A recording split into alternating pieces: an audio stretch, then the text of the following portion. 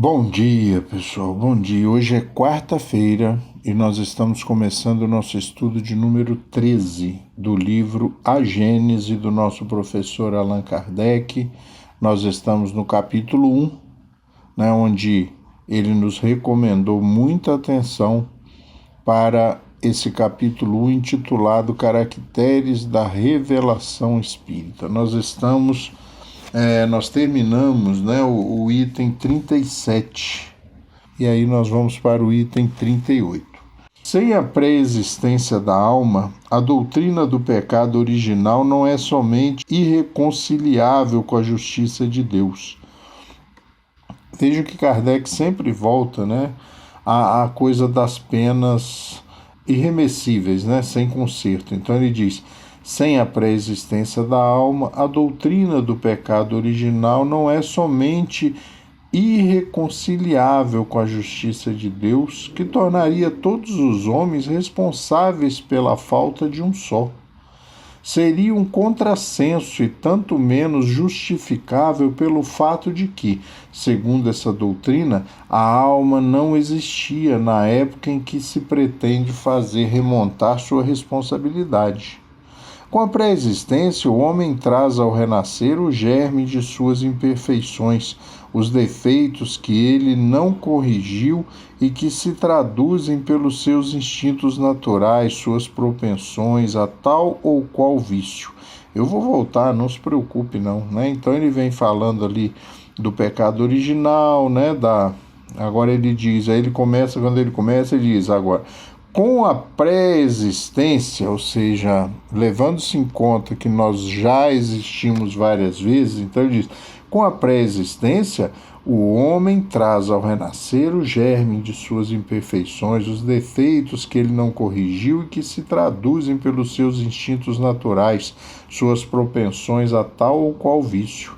Este é o seu verdadeiro pecado original, do qual sofre naturalmente as consequências, mas com a diferença capital de que sofre o castigo de suas próprias faltas e não das faltas alheias, como no pecado original, Esta outra diferença, ao mesmo tempo consoladora, encorajante e soberanamente equitativa de cada existência lhe oferece os meios de se redimir pela reparação e de progredir, seja se despojando de alguma imperfeição, seja pela aquisição de novos conhecimentos, até que, suficientemente purificado, ele não tem mais necessidade de vida corporal e pode viver exclusivamente a vida espiritual eterna e bem-aventurada. Ele faz um resumo desse progresso relativo que nós temos capacidade de fazer até o ponto de estarmos uníssonos, onde estaremos uníssonos com as leis divinas e não mais nos será necessário reencarnar. E aí viveremos como espírito, certo? E ele continua ainda fechando o item 38. Pela mesma razão, aquele que progrediu moralmente traz ao renascer qualidades naturais, como o que progrediu intelectualmente traz ideias inatas. Está identificado com o bem, Está identificado com o bem. Pratica-o sem esforço, sem cálculo, por assim dizer, sem pensar. Aquele que é obrigado a combater suas más tendências ainda está na luta. O primeiro já venceu, o segundo procura vencer. Há, portanto, virtude original, como há saber original e pecado original, ou melhor, vício original. Muito legal, Muito interessante esse tratamento e essa indução ao pensamento das pré-existências e das existências sucessivas, enquanto elas forem necessárias, a partir do pecado original, da criação da alma no momento do nascimento. Item 39. O espiritismo experimental estudou as propriedades dos fluidos espirituais e sua ação sobre a matéria.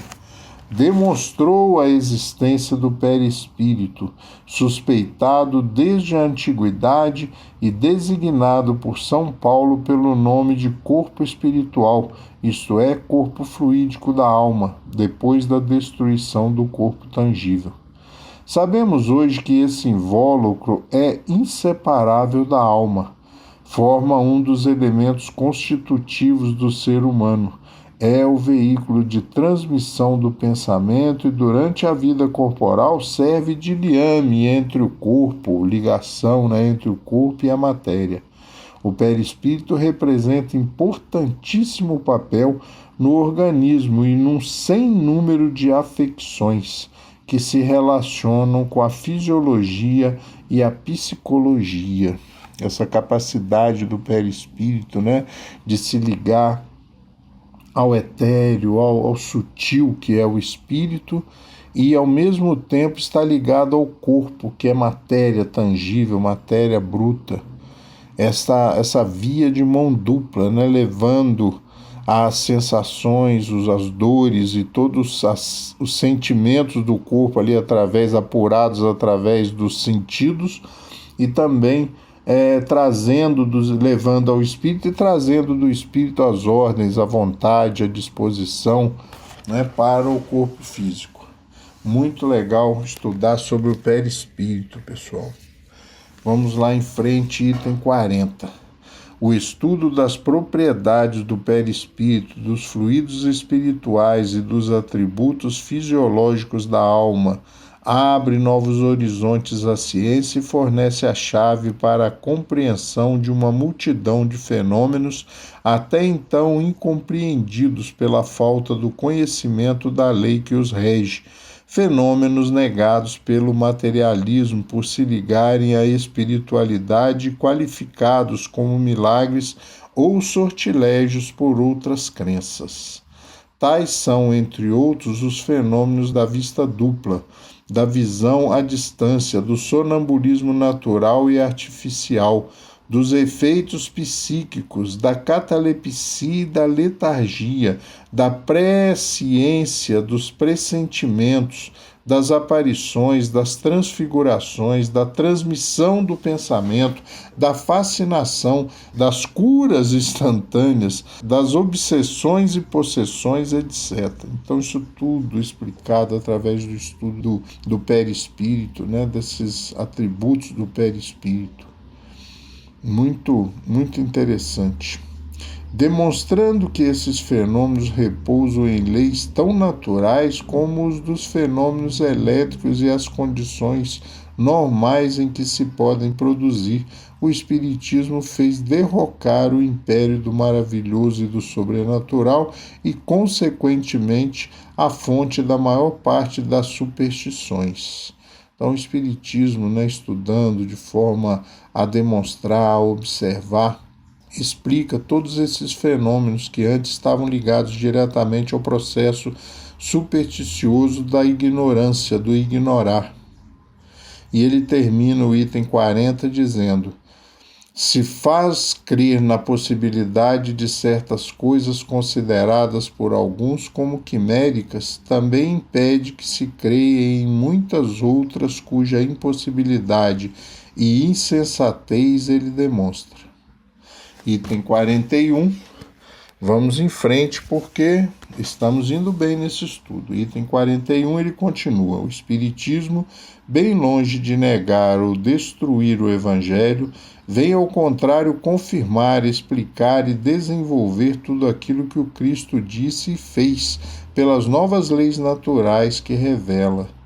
Lança luz sobre os pontos obscuros do seu ensinamento, de tal sorte que aqueles para quem certas partes do Evangelho eram ininteligíveis ou pareciam inadmissíveis, as compreendem sem esforço com auxílio do Espiritismo e as admitem, compreendem melhor seu alcance e podem distinguir a verdade da alegoria.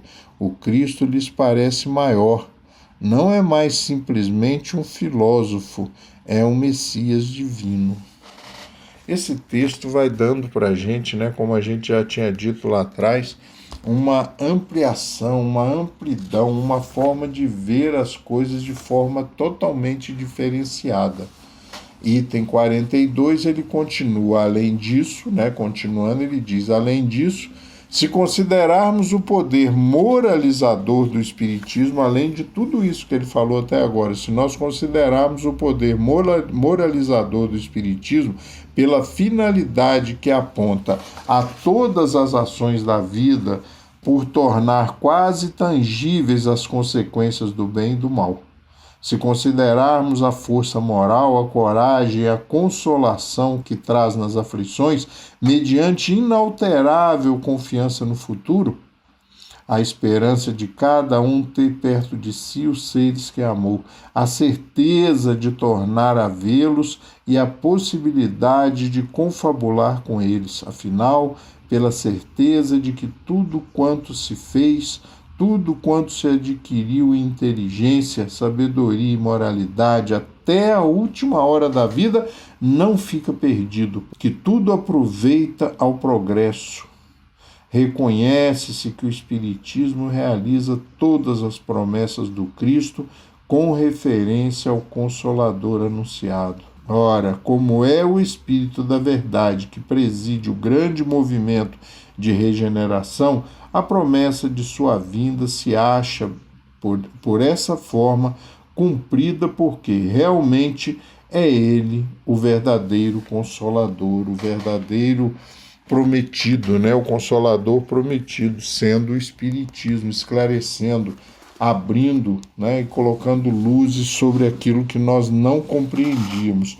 E aí tem uma nota de rodapé de número 3 que fecha o nosso estudo de hoje, onde ele diz: muitos pais de família deploram a morte prematura de filhos para cuja instrução fizeram grandes sacrifícios e dizem a si mesmos que tudo isso é em pura perda.